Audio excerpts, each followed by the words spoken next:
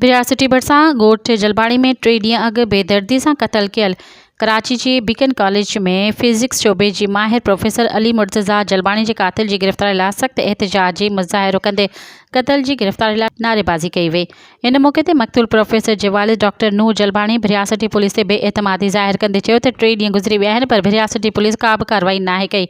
हुन ॿुधायो त मुंहिंजे पुट खे मुंहिंजे साम्हूं असांजे ओताक में संदसि जे मथां 7 गोलियूं हणी क़तल कयो आहे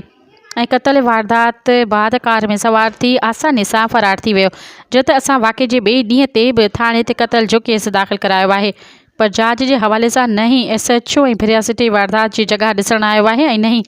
SSP नुशर फ़िरोज़ असां सां को राब्तो कयो आहे। इन मौक़े ते एहतिजाज कंदे मक़तूल प्रोफेसर अली मुर्तज़ा जलबाणी जे भाउ हाजी ज़ुल्फ़िकार जलबाणी, अब्दुल रज़ाक जलबाणी, परवेज़ जलबाणी, शुमन मल्हार समेत ॿियनि चयो त असांजे भाउ अली मुर्तज़ा खे जवाबदार ग़ुलाम मुस्तफ़ा जलबाणी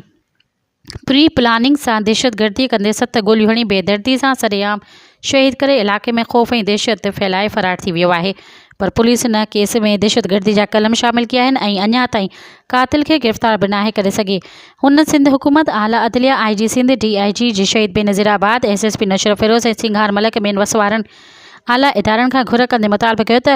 फिलफोर असांजे नौजवान प्रोफेसर अली मुर्तज़ा जलबाणी जा क़ातिल गिरफ़्तार करे सज़ा ॾिनी वञे ऐं असां मां बेचैनी ख़तमु कई वञे। मज़ीद ख़बरनि ऐं तफ़सीलात लाइ विज़िट कयो असांजी वेबसाइट www.awamiNewsHD.com ऐं ॾिसंदा रहो अवामी न्यूज़ HD।